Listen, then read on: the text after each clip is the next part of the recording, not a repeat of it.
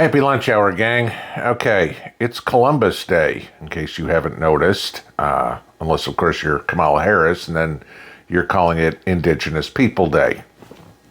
No offense to the Native Americans, Indigenous people, American Indians, whatever you want to call them, all of which are misnomers in description, because just if you want to get down to brass tacks on it, the Native Americans, Indigenous people are not native, they're not indigenous. They all came over here from Eurasia back in about 15,000 years ago. Crossed a land bridge between Siberia and Alaska, and that's how it was populated. So, just like anywhere else in the world, populations change, okay? I mean, is Australian all Aboriginal? Should we go back to the Napoleonic map of Europe, or should we go back to the ancient borders of China? Things change. Well, the United States has a black population of what, 13-14%, somewhere thereabouts? Okay, they're all here. Great, there's people all over the place. Look at your neighbors. I guess let's put it this way. We have white people marrying black people marrying Asians, or whites marrying Hispanics, or whatever it is. We're all people. That's it. Okay? That's it. We're American citizens, or we're not American citizens here. Basically, one of the two. And all of y'all that know me, watched me long enough, know I don't give a rat's ass if you're black, Hispanic, Asian, Indian, whatever. You're an American. That's it. Okay, this is it. I also find the funny part with the whole Kamala Harris deal. Well, let me just let you watch her comment real quick. It is an honor, of course, to be with you this week as we celebrate Indigenous Peoples Day, as we speak truth about our nation's history. Since 1934, every October, the United States has recognized the voyage of the European explorers who first landed on the shores of the Americas. But that is not the whole story. That has never been the whole story. Those explorers ushered in a wave of devastation for tribal nations, perpetrating violence, stealing land, and spreading disease. We must not shy away from this shameful past, and we must shed light on it and do everything we can to address the impact of the past on Native communities today. How about that? I especially love the point where she says European explorers ushered in a wave of devastation, violence, stealing land, and widespread disease. So basically, no different than what you and Joe Biden have done in the last 4 years, right? Prove me wrong. Devastation? Yeah, I'd say you devastated an economy. Violence? Black Lives Matter, Antifa. Stealing land? Gee, I don't know. What could everything be going on right now in Chimney Rock? That'd be a good point. All that lithium that you want so bad. Widespread disease? COVID? Yeah, okay. So I don't want to hear it.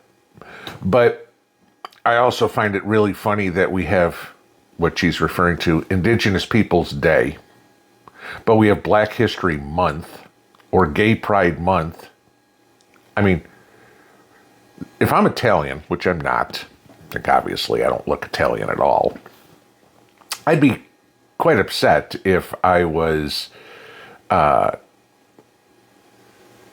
belittled here by removing Christopher Columbus. Okay, Columbus Day. Columbus, 1492, discovered the United States, even though he thought it was the West Indies, right? But this is where we've wound up now. One of the most prideful holidays for Italian Americans is today, and you're going to try to take that holiday away from them. No. So, sorry. You can call it whatever you want, Kamala. I'm going to still call it Columbus Day. It's kind of no different than getting rid of George Washington's birthday or Abraham Lincoln's birthday that we all used to celebrate in February, and now they lumped it together into President's Day, right? Well, we needed a second holiday, so we got MLK Day. Hey, no problem. We can have an MLK Day too. That's fine. But we really need to stop pigeonholing people into, oh, you're this, or you're this, or you're this. Where is this is the holiday I'd like to see. Where is the American Pride Month? Or the American People Day? Just a thought, okay? Rather than try to divide us by race, creed, color, religion, whatever you want, what about a day for celebrating all of us? Just a thought. A few other stories that I'm watching, and I urge you guys to pay attention to as well. We don't have all the details, and hence why I haven't gone out full bore on them. If you've noticed, China has what they're calling training exercise, but basically it's a military blockade surrounding Taiwan right now. Pay attention to that one. That could go hot pretty quick. They are blocking all the ports into Taiwan. Okay.